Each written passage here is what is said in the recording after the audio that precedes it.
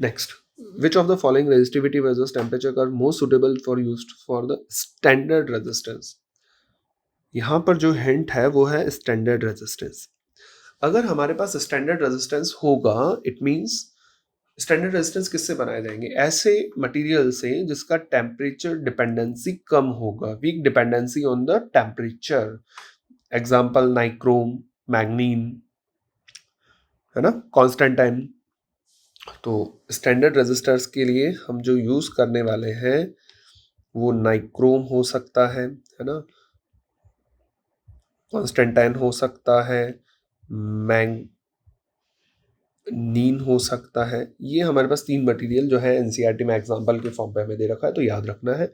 So basically हमें ऐसे material से स्टैंडर्ड वायर बनाते हैं जहां पर टेम्परेचर डिपेंडेंसी कम हो।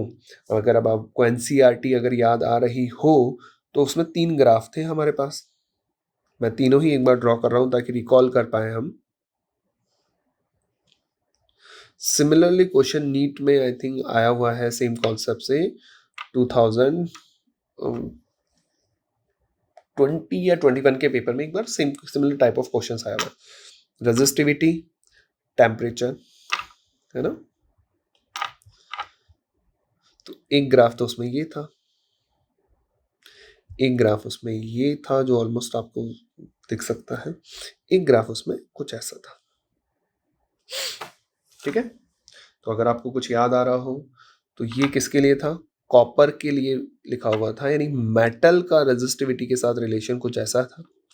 वेरिएबल था weak dependency for nichrome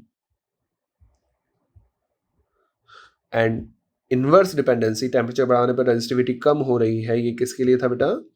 semiconductor. तो अभी के ऑप्शन के हिसाब से देखा जाएगा तो कौन सा ऑप्शन सेट हो रहा होगा? फर्स्ट ऑप्शन इसका करेक्ट आंसर। इंपॉर्टेंट पॉइंट है, please divide it from the NCERT, बहुत इंपॉर्टेंट पॉइंट।